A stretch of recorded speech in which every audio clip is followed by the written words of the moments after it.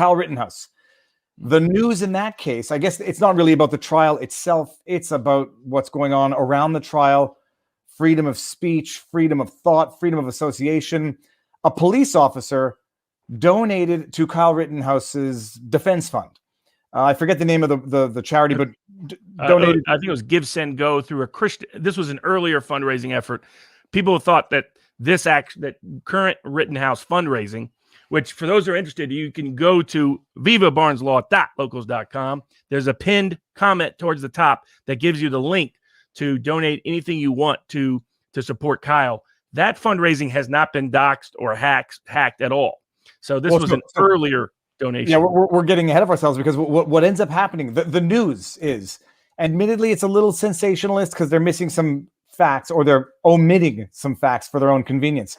Cop gets fired for having donated to the Kyle Rittenhouse Fund $25, and he with a note that says something along the lines of, keep your head up. We think you did nothing wrong. Something along those lines, paraphrasing.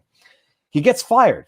Now, the articles reporting on this discreetly mention once it was an anonymous donation, and then don't go on any further. Then you get, then they go to the police force saying it's against policy for us to do things like this through official accounts, through official email addresses. Sorry. The impression I had reading this until I picked up on the word anonymous, until you and others explained it to me, I thought he had done it publicly through his account, through his official office, and made the statement through his official account, much like that soldier who criticized Tucker Carlson from an official account in his uniform.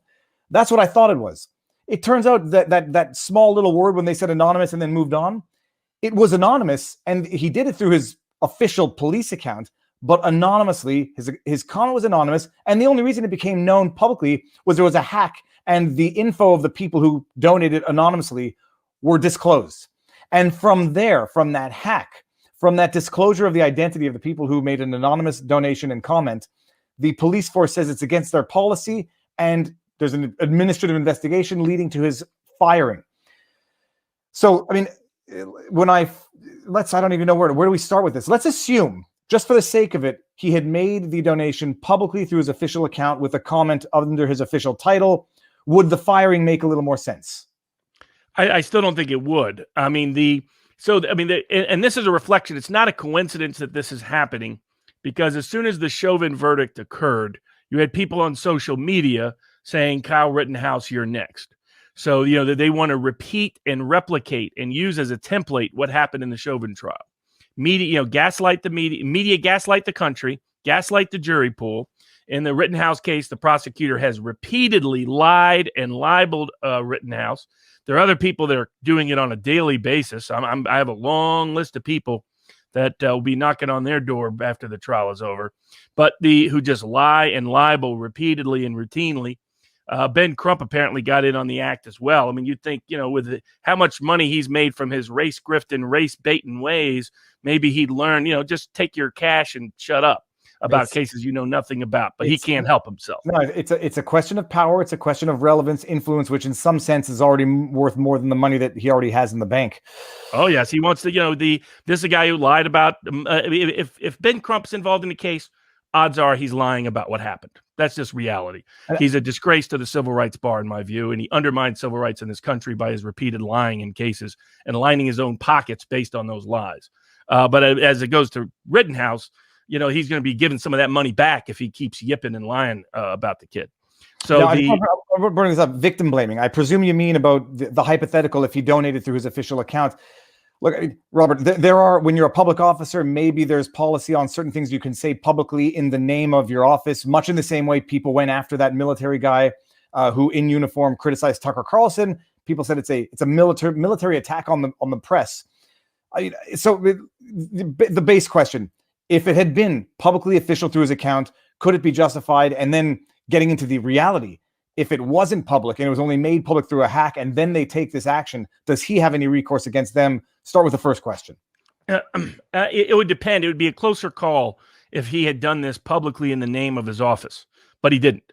So it would still be an issue, but maybe not quite the same scope of an issue. I mean, Andrew McCabe was pretty public in supporting his wife's candidacy, and he was at one point the director of the FBI. and the degree to which he disassociated those two is in doubt.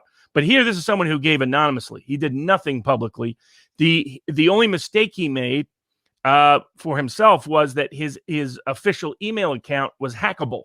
But that's not the definition of public activity or that could be prohibited or precluded under the rules. So that's part one. So part two is it's clear-cut First Amendment violation at this point. You have a very politically correct Norfolk Police Department that are pursuing that set of sort of path. And this has been established for a long time. There were some cops who participated in a very politically problematic parade in New York in the early 2000s. They were fired. They filed suit and they won because the government cannot fire people for their speech outside of particularly outside of their duties. And that, I mean, it seems so obvious because when you find out he only used his official email address as the info address through which to make the donation. There was no public statement in the name of the police force on their behalf using their image or his position. It was hacked, and they take this hacked information to then effectively further expose and further publicize the statement, making it more public than it would have otherwise been had they not done this, and then fire him. And this is now a state actor taking reprisals against an individual for First Amendment issues. Their defense is going to be, well, he used our official email address for the confirmation of donation. Does it fly, and does he sue? I mean, I'm sure he will. I mean, right now he has administrative appeals rights, but he should sue. I know there's a fundraising effort for him as well, but the people can't go around firing people for their political speech. Definitely not if you're a government employer. Sometimes private employers can, depending on which state you're in, but government employers sure can't. And so my view is that he has a very strong claim that it's a patent violation of the First Amendment, that he should win and prevail. All right. Anything more on that particular case in the chat? The people that are doing the hacking and the doxing and taking credit for it indirectly. One, where's the FBI? The FBI is still chasing down people that took selfies at the Capitol. Mm-hmm. Look at what they did to Julian Assange for exposing government misconduct. Why is the FBI nowhere to be found in this high-profile public hack? And to the degree to which the Guardian and some other publications may have been complicit in the hack, because it's not all that clear how distant they were from it. I think a lot of these people are maybe looking at future legal action. So whoever the hackers are and the groups associated with them can look forward to future suits because they're coming. Something we didn't talk about was the investigation into Chauvin's expert. One expert it didn't turn out to be his home, but they thought it was a pig's head with blood put on his house. And the other expert is now under state investigation for everything he ever did. This is an embarrassment to the justice system. This is retaliatory investigations, retaliatory prosecutions, retaliatory actions by private and public participants meant to intimidate people. They've done it to lawyers. They're doing it to everyone else. It's part of a path of not allowing experts or witnesses or lawyers represent someone and so that we can have a fair trial. And it should be embarrassing, but the media's and many of the legal left is celebrating it. Especially since at least one of his cases, his conclusion was exactly on the other side of what his professional opinion was in this case.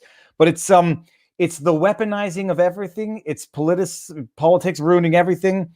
It's egregious. You go after the lawyers for who they represent and try to get them disbarred, and now you go after the experts for testifying after 17 years of what otherwise seems to be irreproachable practice.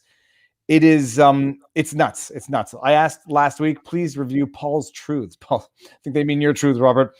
Okay, so the police officer will see, I suspect, and I don't hope that there should be a lawsuit, but there should be a lawsuit, and we'll cover it if and when. But now let's go from one First Amendment violation to another.